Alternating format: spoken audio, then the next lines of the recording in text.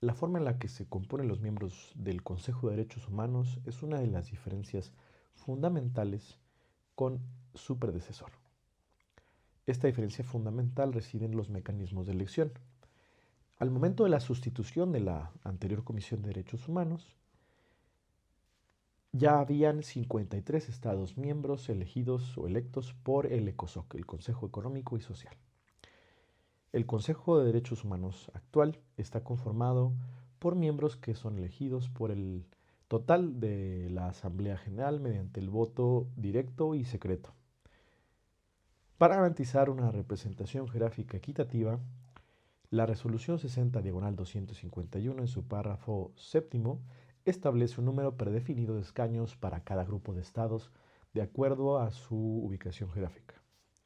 El Consejo se compone entonces de 47 estados miembros distribuidos de la siguiente forma. Un grupo de estados africanos con 13 escaños, un total de 13 escaños también para los estados de Asia y el Pacífico, 6 escaños para los estados de Europa del Este, 8 escaños para los estados de América Latina y 7 escaños para los estados de Europa Occidental. Ahora bien, la suspensión de miembros está contemplada en el párrafo octavo de esta resolución y permite la suspensión de un miembro del Consejo de Derechos Humanos cuando incurra en violaciones graves y sistemáticas de los derechos humanos. Para tal efecto se requiere el voto de 2/3 de la Asamblea General. Un ejemplo de esta aplicación de la suspensión sucedió el 1 de marzo del año 2011 cuando la Asamblea General suspendió a Libia del Consejo. Esto a solicitud del propio Consejo debido a un uso indiscriminado de fuerza letal por parte de las fuerzas de seguridad que eran leales al coronel Gaddafi, las cuales incurrieron en un intento de represión de los levantamientos armados en la región. Hay un debate interesante sobre estos criterios de la membresía y la suspensión de la membresía del Consejo de Derechos Humanos. Se nos plantea como antecedente la propuesta de Estados Unidos que pedía criterios de exclusión para los estados que pudieran definirse como los peores violadores de derechos humanos o aquellos con un historial oscuro en esta materia. Sin embargo, la Asamblea General, eh, al momento de la votación de la resolución, no incluyó esta propuesta. Ahora bien, tampoco se incluyó la propuesta eh, de excluir aquellos estados con violaciones graves o sistemáticas por abusos de derechos humanos y aquellos que estuvieran sujetos a medidas del capítulo séptimo de la Carta de las Naciones Unidas. Asimismo, el embajador Bolton de los Estados Unidos señaló que el requisito para suspender a los miembros era más alto que el estándar para su elección,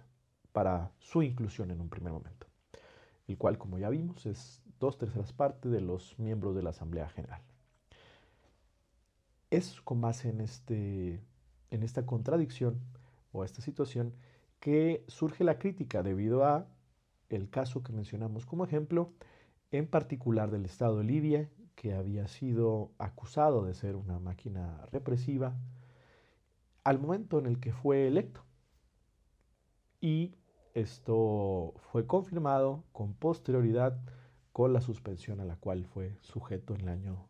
2011, como ya comentamos.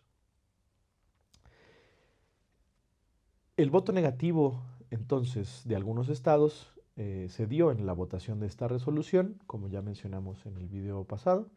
y el voto negativo de los Estados Unidos explica precisamente por qué no se incluyeron estos criterios de exclusión más estrictos en la resolución. El temor de los Estados Unidos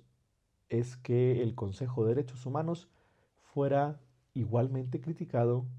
que su predecesora, la Comisión de Derechos Humanos, porque se permitía que estos estados abusadores de derechos humanos pudieran seguir siendo miembros y entrando al Consejo de Derechos Humanos sin tomar en cuenta de una manera más profunda el historial de los candidatos a votarse. Esta reflexión nos enseña que pudiera, en dado caso, aplicarse si fuera esa la resolución en un futuro de la Asamblea General, criterios o escrutinios más estrictos para la membresía de los países en el Consejo de Derechos Humanos. Y también nos invita a reflexionar si es necesario que exista algún órgano de las Naciones Unidas encargado de supervisar que estos estados sí tengan un compromiso genuino y no que fueran solamente promesas o compromisos asumidos de manera superficial a fin de formar parte de este consejo e irónicamente de alguna manera para también gozar de algún halo de positividad a pesar de que estén incurriendo en violaciones a derechos humanos.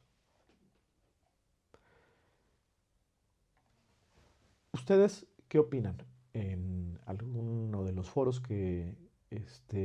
pudieran estar aquí en la página? Pueden ustedes participar y dar su opinión acerca de si es necesario criterios mínimos objetivos o si este umbral de violaciones graves y sistemáticas es suficiente para identificar los patrones de violaciones en los cuales incurren los estados, o si, así como en la suspensión de los estados miembros con el voto de las 2/3 partes, se debería exigir también para la inclusión un voto cualificado, no como actualmente sucede, que es solamente necesario la votación con mayoría simple para ser elegido como miembro del Consejo de Derechos Humanos. Actualmente está en debate la reputación de este mecanismo del Consejo de Derechos Humanos.